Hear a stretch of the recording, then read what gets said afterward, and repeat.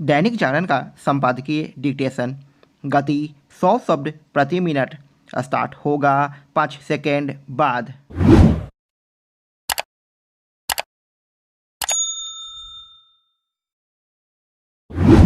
Start. Pune में एक किशोर की ओर से अपने पिता की बिना लाइसेंस और नंबर प्लेट वाली पोर्स कार से 2 लोगों को कुचलकर मार डालने की घटना के बाद जो कुछ देखने को मिला वह कानून एवं व्यवस्था का उपहास ही है। इस किशोर को जिस तरह चंद घंटे में जमानत दे दी गई और जुवेनाइल जस्टिस बोर्ड ने भी राहत प्रदान कर दी, वह यही बताता है कि अपने देश में प्रभावशाली लोगों के सामने न्याय कितना असहाय और निरुपाय साबित होता है। यह घटना यह भी बताती है कि लोग किस तरह नियम कानून को धता बताकर वाहन लेकर निकलते हैं और किस प्रकार कोई भी उन्हें रोकने वाला नहीं होता। कार से 2 लोगों को कुचलकर मारने वाले किशोर के पास ड्राइविंग लाइसेंस भी नहीं था और वह नशे में भी था।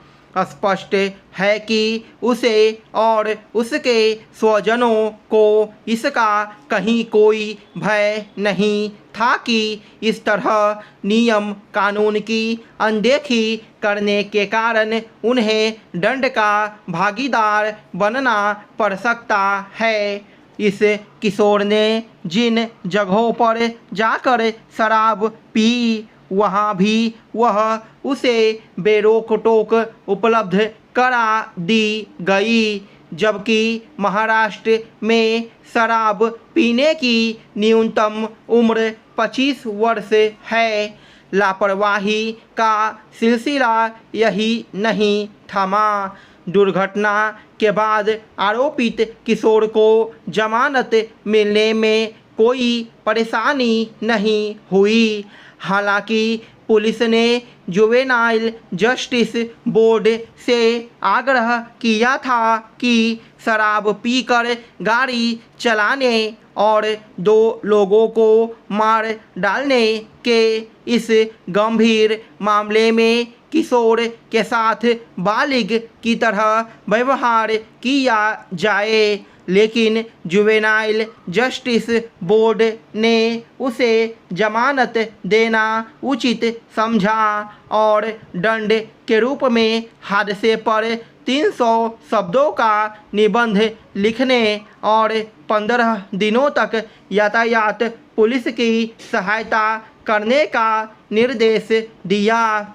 इस विचित्र और परेशान करने वाले निर्णय पर देश भर में यह सवाल उठना ही था कि क्या इस तरह की विशेष सुविधा जानलेवा दुर्घटनाओं को अंजाम देने वाले अन्य लोगों को भी मिल सकती है।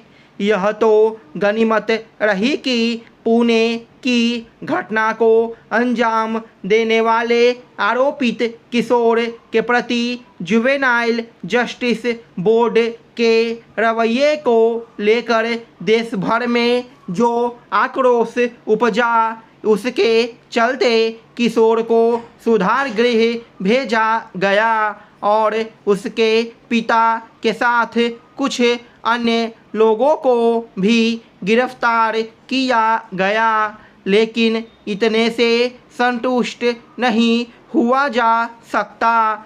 इस मामले में सभी दोषी लोगों को कठोर सज़ा मिलनी चाहिए। यह सज़ा जितनी जल्दी मिले उतना ही अच्छा, क्योंकि तभी कोई नज़ीर कायम होगी। यह मामला ऐसा है जिसमें नज़ीर कायम होनी ही चाहिए। यदि ऐसा नहीं होता तो इस तरह की घटनाएं आगे भी होती रहेगी। यह घटना केवल पुलिस एवं प्रशासन और न्यायतंत्र को ही सबक सिखाने वाली नहीं, बल्कि उन अभिभावकों को भी सीख देने वाली है जो किशोर वय के अपने बेटे बेटियों को वाहन चलाने देते हैं। लोकसभा चुनावों के लिए 5 चरणों का मतदान संपन्न हो चुका है और इस दौरान करीब 80% सीटों पर चुनाव निपट गया। इस चुनावी कवायद में बहस के तमाम मुद्दे छाए रहे और सत्तारूढ़ भाजपा द्वारा 400 पार का दावा ही मुख्य रूप से चर्चा में रहा। भाजपा के कई नेता इस दावे पर टिके हुए हैं तो दूसरी ओर INDIA के नेता अपने लिए 300 सीटों का दावा करने में लगे हैं। शेष 2 चरणों में 115 सीटों की लड़ाई का ही खेल बचा है।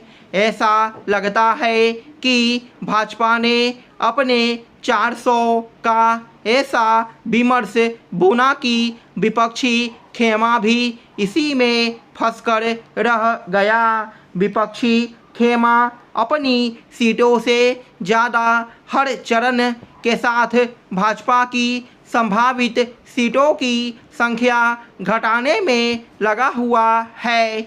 ऐसे में मुख्य विपक्षी दल कांग्रेस भी अपनी सीटों से ज़्यादा भाजपा को कितनी सीटें आएगी इसे लेकर उत्सुकता बनाए हुए हैं। स्टॉप।